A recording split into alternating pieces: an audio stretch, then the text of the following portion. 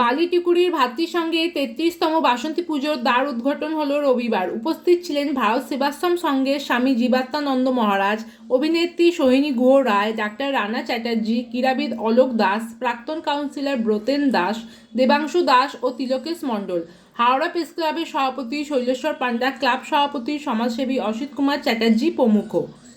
এই দিন দুস্থ মহিলাদের বস্ত্র ও অঙ্কন প্রতিযোগিতায় সফলদের পুরস্কার বিতরণ করা হয়।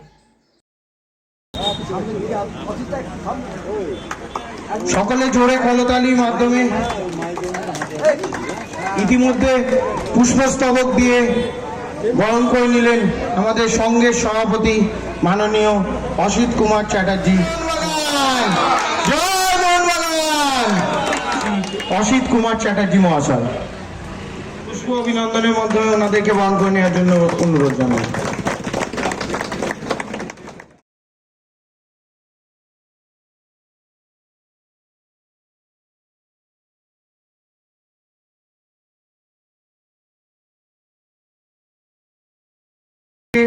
করতালি দিয়ে সোহিনী গুহ রায়কে আমাদের মধ্যে থেকে বরণ করে নিচ্ছেন রীতাদি এবং পুষ্পস্তবক তুলে দিচ্ছেন সঙ্গের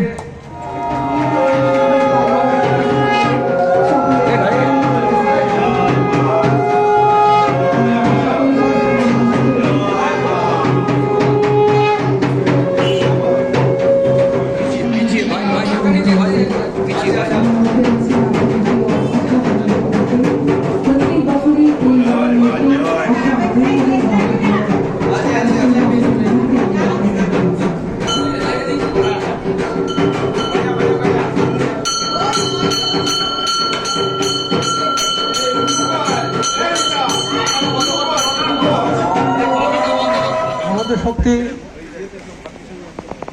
কটা শক্তি আছে আমাদের? তিনটা শক্তি সবারই সরকারের, সকল মানুষ, যত মানুষের শারীরিক শক্তি, মানসিক শক্তি আর বৌদ্ধিক শক্তি, বুদ্ধির বিকাশ।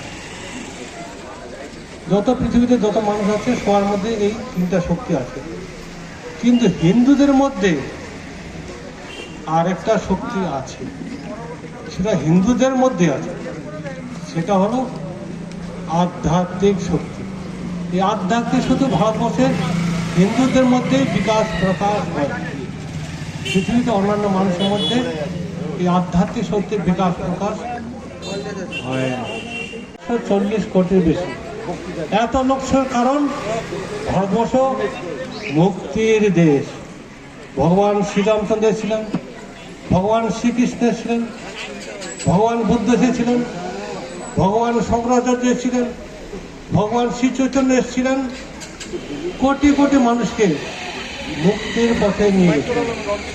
আর এই যুগের যুগ অবতার ভগবান পরাণ বলছেন যে কঠোর তপস্যা সাধনায় এই শরীরে, এই জীবনে যে মহাশক্তির স্মরণ ঘটেছে, সেই মহাশক্তি সমগ্র জাতির মহামুক্তি আনয়নে সমর্থক।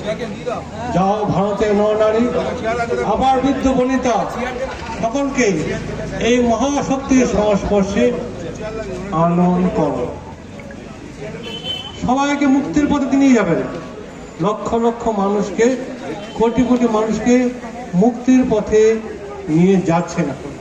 সাক্ষাৎ বা পরোক্ষ রূপে মানুষকে মুক্তির পথে ভাইদের একই রকম পাঞ্জাবি পরিহিত এবং বোনেদের দিদিদের হলুদ শাড়ি পরা সকলকে, সদস্যা সকলকে আন্তরিক শুভেচ্ছা অভিনন্দন জানাই। এত সুন্দর একটি পুজোর আয়োজন এবং এই এতজন মানুষকে নিয়ে, মানে পুজোর তো এটাই মূল উদ্দেশ্য যে এক জায়গায় একত্রিত করা, ধর্ম তো মানুষকে একত্রিত করার জন্য, একতা বাড়ানোর জন্য, ধর্ম বিভাজনের জন্য নয়।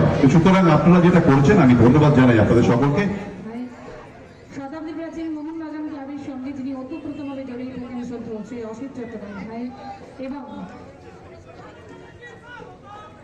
অত্যন্ত আমাদের সঙ্গে জানাই আমাদের মধ্যে মাত্র উপস্থিত হয়েছেন শ্রদ্ধেয় রানা চট্টোপাধ্যায়। আমরা তাকে মঞ্চে আসার জন্য আমন্ত্রণ জানাচ্ছি। আমরা মঞ্চে স্বাগত জানাচ্ছি আমাদের অত্যন্ত শ্রদ্ধেয় ব্যক্তিত্ব শ্রী রানা চট্টোপাধ্যায় আমাদের মধ্যে উপস্থিত হয়েছেন। আমরা তাকে মঞ্চে স্বাগত জানাচ্ছি। এই মুহূর্তে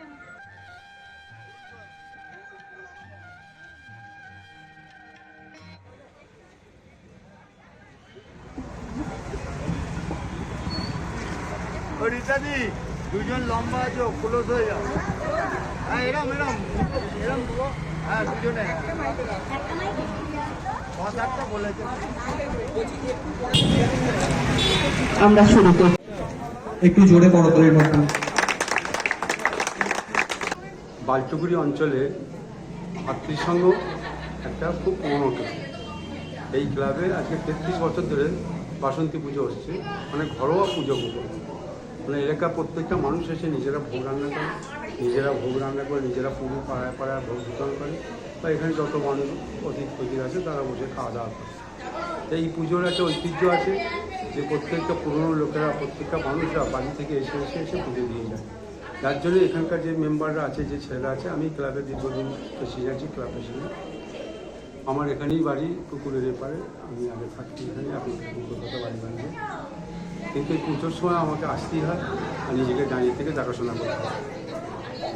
আজকে আমাদের ছেলেরা যেভাবে পরিশ্রম করে, যেভাবে থাকে, মানে একটা এলাকার মানুষ দেখছে, জনসাধারণ দেখছে যে এই ক্লাবের সদস্যরা, এই বাচ্চা ছেলে, প্রত্যেকটা ক্লাবের কোনো ক্লাব বদনায়, কারণ আমি 50টা ক্লাবে বেশি, কোনো ক্লাবের নামে বদনাম করবো। কিন্তু সেখানে যে কালচার, এখানে কালচারটা অনেক ডিফারেন্ট। কিসের ডিফারেন্ট? সেখানে কত 5,000 10,000 স্যুট কোট করবো, টাই পরবো, একটু নাচ গান হবে, বাইরে একটা বন্ধু আর্টিস্ট আসবে। আর এখানে দেখুন স্বামীজিকে নিয়ে আমরা করি, এলাকার মানুষকে নিয়ে করি, গরিব মানুষদের, বয়োজ্যেষ্ঠ মানুষদের সম্মান দিয়ে আমরা করি। এটাই পার্থক্য অনুযায়ী। আর যার কথা সব শেষে বলবো, আমাদের যার জন্য আমরা দেখার জন্য এত ভিড়।